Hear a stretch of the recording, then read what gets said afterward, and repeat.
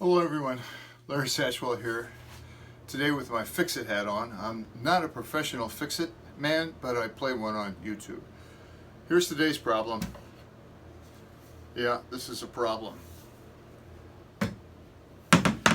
Not sure I can fix it, but we're going to give it a shot. These braces are critical for that back not to fall off. And the screws had come out of both of them, and so any pressure you put on the back is going to fall off. It's going to break. I think the first thing I need to do is clean up some of the cobwebs. This is an old barn chair. It's been in the barn for years and years. Not my barn, but a friend of ours. I see these are wedged in, and they also have a screw holding them in. So that's going to be tricky to get out. Unless the glue has completely failed, I may not be able to drill that out or get that out. In that case, I will have to drill it out, and that makes everything a lot more complicated. So this friend of ours has asked me to fix this, and she realizes it's in bad shape. She has another matching chair in there just like it, and one of the brackets is still holding, and I'd like to get it fixed before it breaks as well. So this is not a really old chair because they've used metal brackets here to reinforce the legs, and there is a screw right here holding in that tendon. It looks like a sheetrock screw, so hopefully it won't break off as I pull it out. One little trick is just to shake it a little bit before you try to pull it out. It kind of breaks off the rust and wood combination there.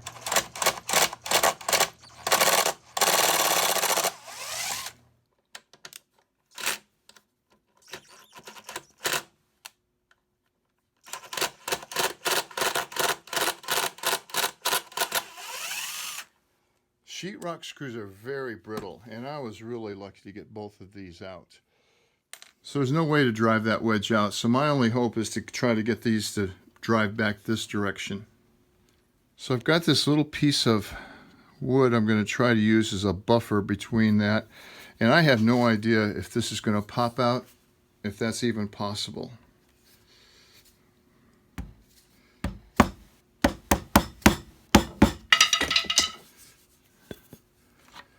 Oh, it's going.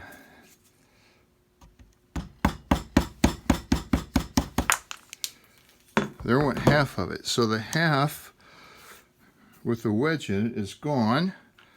And I've got to find that on my floor now. And I think what I've done is wedged this other half in. But it looks like the glue has completely failed. Yeah. So this is coming out this way. Maybe.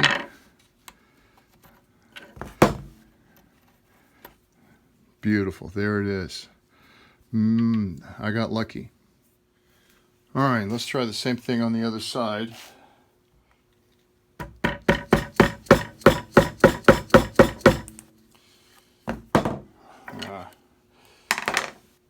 Doesn't want to go. You can see that smashed green right there. That is not good. But it's unavoidable. I really don't want to smash my finger either. Ah!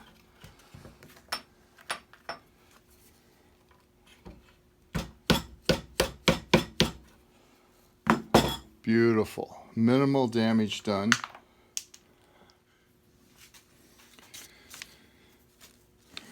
So I've got these two sides, and on this side, I can match these up pretty carefully. And I think that's right where it is.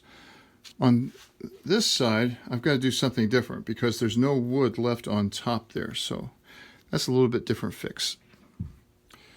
But right here, I'm going to use medium super glue, which has gap filling properties. And I'll put the glue on one side.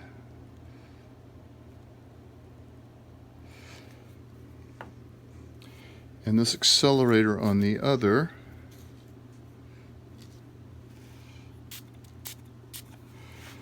And this will bond almost instantaneously, so I want to make sure I get it right.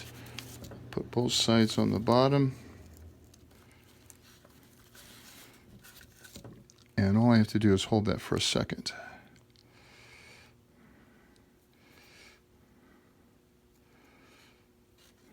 So I'm going to have to handle this side a little bit differently. I've got this long piece here,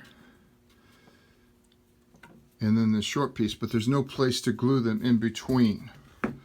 So I've got to glue these on separately. And to do that, I'm going to put that right there, drive it home. Oh, that's a sweet fit. And then instead of using the thick glue, I'm going to use the super thin, and that will go right down in that joint. Again, I'm not relying on this super thin for the fix, or any of the super glue for the fix. And then this side has to fit on here.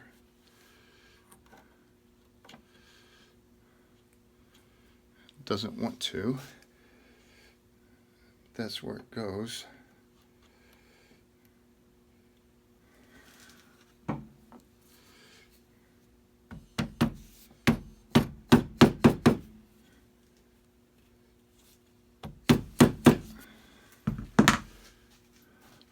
Wow, that's way too big a gap.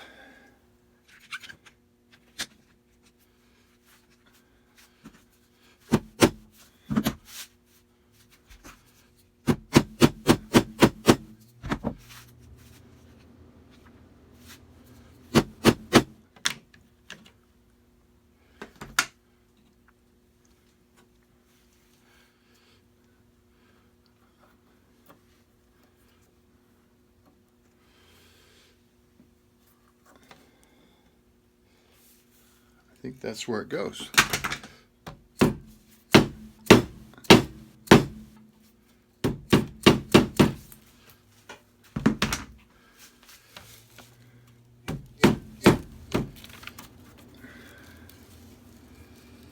That side did not want to go in. So there's a definite notch right there that I've got to match this one with.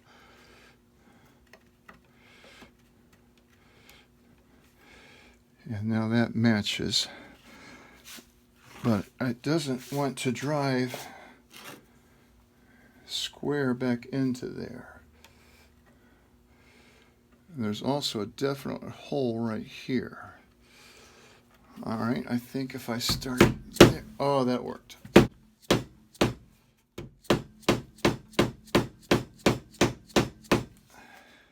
And again, the thin set. All right, that's about all I can do right there. All right, the next phase, I have a 3/4 inch oak dowel.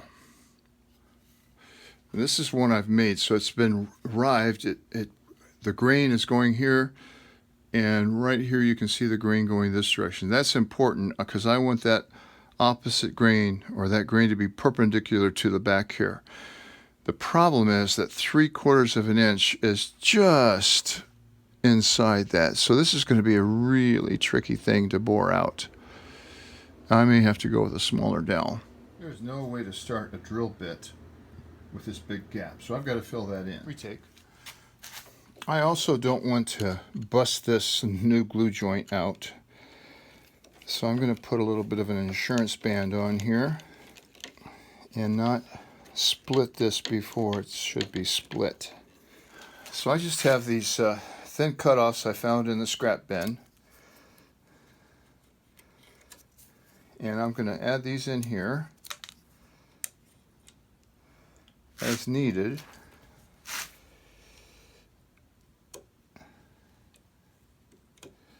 They've got to be sticking up. It does me no good if they drop in like that, because I need a starting point on top of here. So I think I'll drop a little piece down there that these can sit on. That'll work.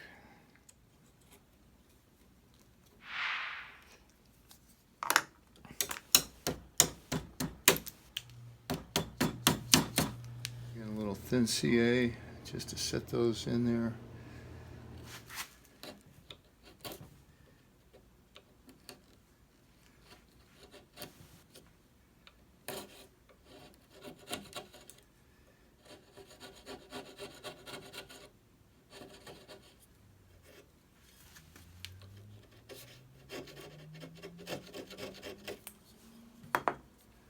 Use the center finder. This is not really a round piece, so I like to put several little scratches there to try to find the center. Appears to be about right there. There's no doubt that this is a tricky drilling situation. I've got very thin walls, and the best tool to do this with is a Forstner bit, but drilling freehand with a Forstner bit's a little bit tricky. I need a 3/4 inch hole in here. And so to do that, I'm going to start with a 3/4 inch spade bit. Now, I've got a sight line down here going straight through, and I really am pretty happy with that center. But especially this first inch or 3 inches, this first 3 inches, I don't have any room for error, or it's going to blow out the side. And with this longer spade bit, I can get a little bit better sight line.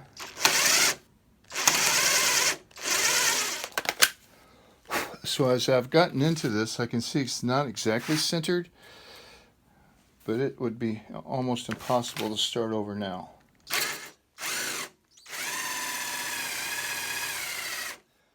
I can still get it.